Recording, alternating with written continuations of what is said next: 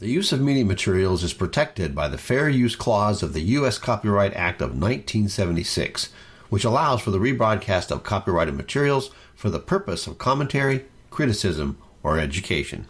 This story is breaking. A Fox News alert. We are getting some brand new details on that visit to the White House Devin Nunes made, where he saw that information from a source on the surveillance that caught members of the Trump administration, as well as how the names were unmasked.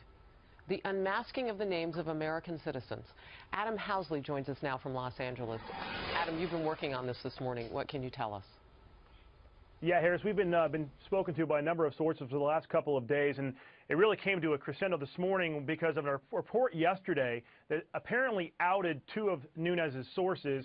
Our sources, who have direct knowledge of what took place, were upset because those two individuals, they say, had nothing to do with the outing of this information. So let's go through what some of the headlines are.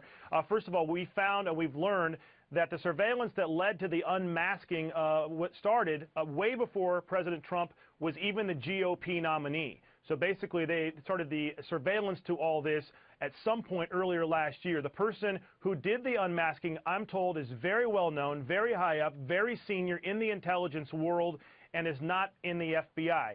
This led to other surveillance, which led to multiple names being unmasked. Again, these are people who are private citizens in the United States. This had nothing to do with Russia, I'm told, or foreign intelligence of any kind.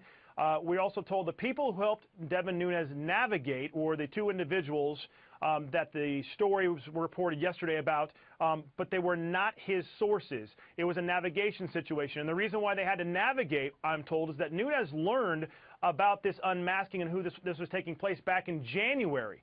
And before Trump's tweet, before he met with the president, and it took obviously a number of weeks to try to figure out a way for him to see this intelligence because the agencies were stonewalling, we're told, to allow him and others to see it. Now, this is all coming from folks that are in these agencies and frustrated with the politics that's taking place in these agencies. We're told that the main issue here is not only the unmasking of the names, but the spreading of names for political purposes that have nothing to do with national security and everything to do with hurting and embarrassing the Trump and his team. Also, Nunes, we said, knew about this existence again way before, back in January, before the Trump's tweet. Fox also learned that an individual with direct knowledge that after Nunes had been approached by his source, the agencies basically would not allow him in at all. Now, remind you, we're told, only two places he could have seen this information. The first place is where the source works. Clearly, that would have been an outing. The second place, we're told, is at a location on the White House grounds. Now, remind you, the White House is not just the White House that we all see. There's the old executive office building, where you can also access after hours and get to the same type of highly sensitive information.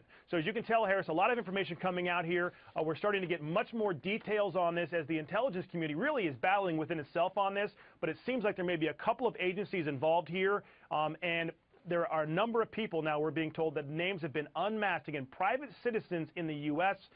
This is unprecedented, Harris. Yeah, and I know from some of the information that we've been reading today, those two locations, either the source's computers or on the White House grounds computers. And so when you ask the questions about why Nunes would have met there, you're starting to get some real clarification about that. Adam Housley, the story coming together today as you learn more, I'm sure we'll bring you in to report it. Thank you.